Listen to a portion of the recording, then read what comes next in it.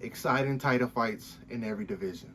I see my haters proud of me now. When I'm around, it's all smiles. I took over my whole town. Kicking off this list, we are starting in the flyweight division, and we got the GOAT of that division. We have Demetrius Johnson taking on the former Olympic champ, Henry Cejudo.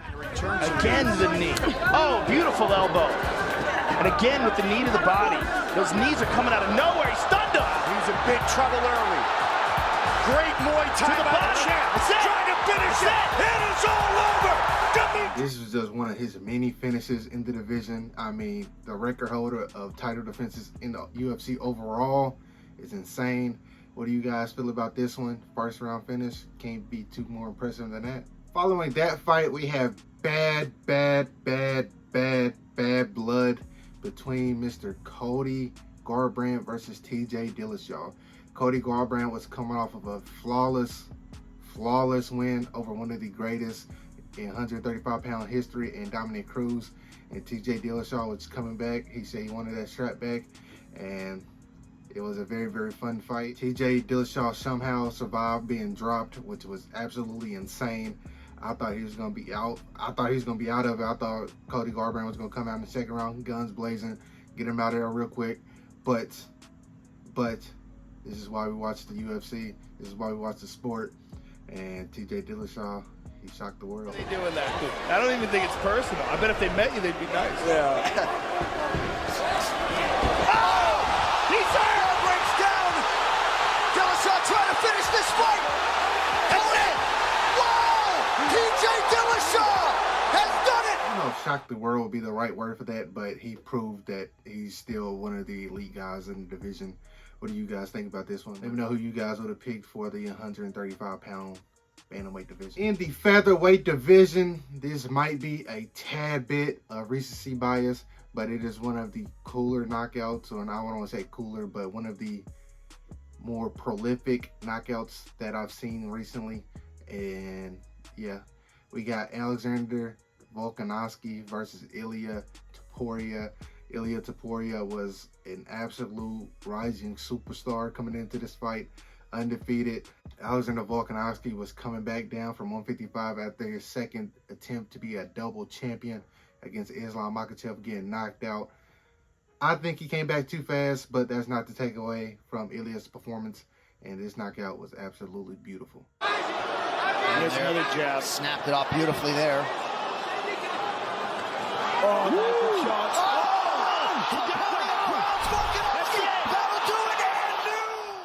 Ilia knocked out one of the greatest 145-pounders. Can he get another one at max? The future may be on our side. We might get that fight soon. What do you guys think? Let me know. This champion was on a tear to begin his title reign. RDA took the belt off of Anthony Pettis in a brutal, dominant fashion.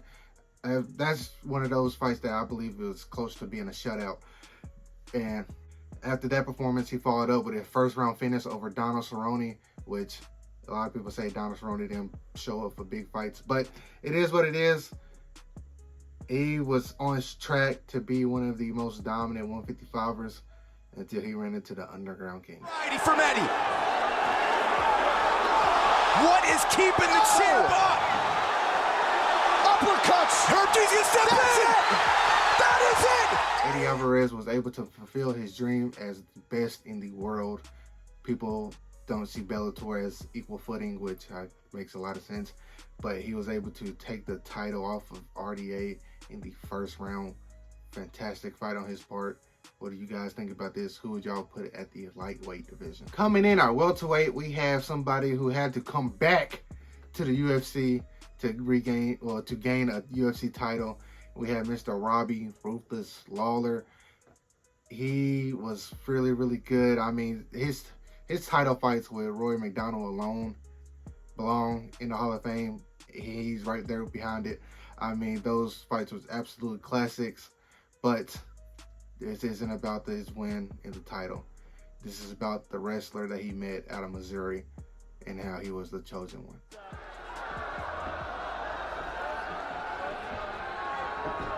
Oh, attacked him. Big shot. That's it. Tyron Woodley hit him clean, hard, put him out cold. I wish we'd have seen more of that as he was a champion, but it is what it is. This was one of the more exciting title fights in welterweight history, in my opinion.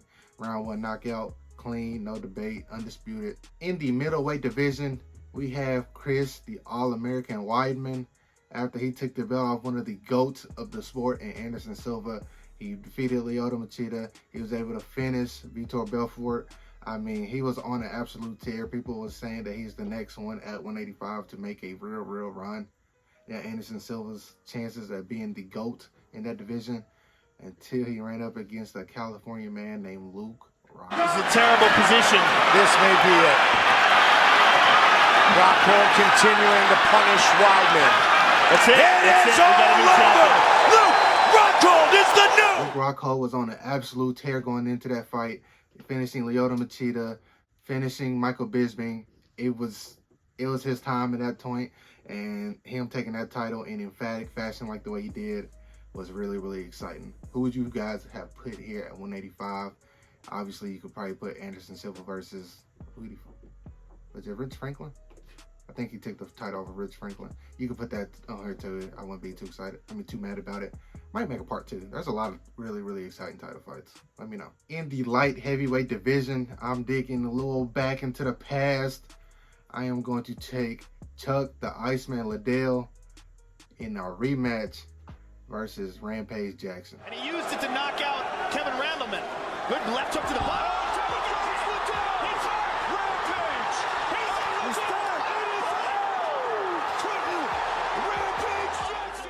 Going into that fight, a lot of people said what he did to Chuck Liddell in Pride was a fluke. It would never happen again.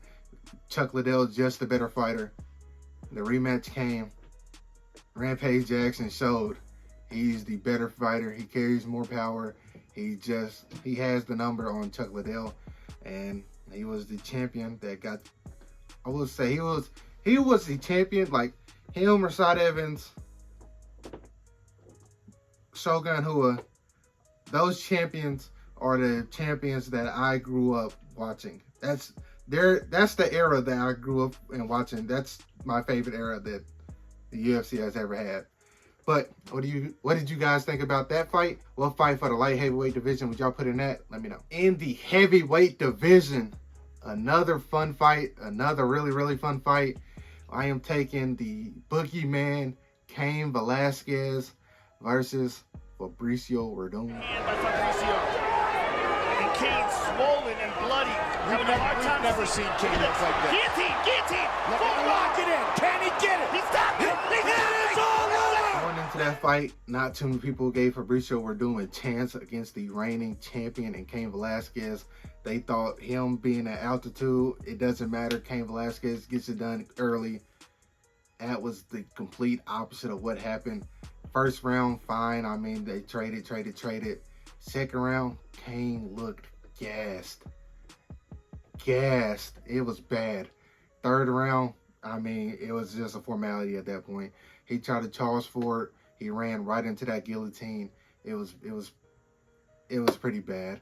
That was a bad showing from Cain. I feel like if that fight wasn't at elevation, maybe it has a slightly different outcome. Maybe Cain doesn't get as tired as fast, because Fabricio was there for, like, I want to say a month before, or bare minimum 2 weeks beforehand to get acclimated to that, and it showed. But that's my list. What do you guys got? Let me know who y'all would change in this list. Might make it a series, part 2, something like that, you know, because I like showing people that the sport has had a lot of hidden gems in finishes and fights and cards and stuff like that. Let me know what you guys want to see. Like always, like, comment, and subscribe if you haven't. Be good people. Peace.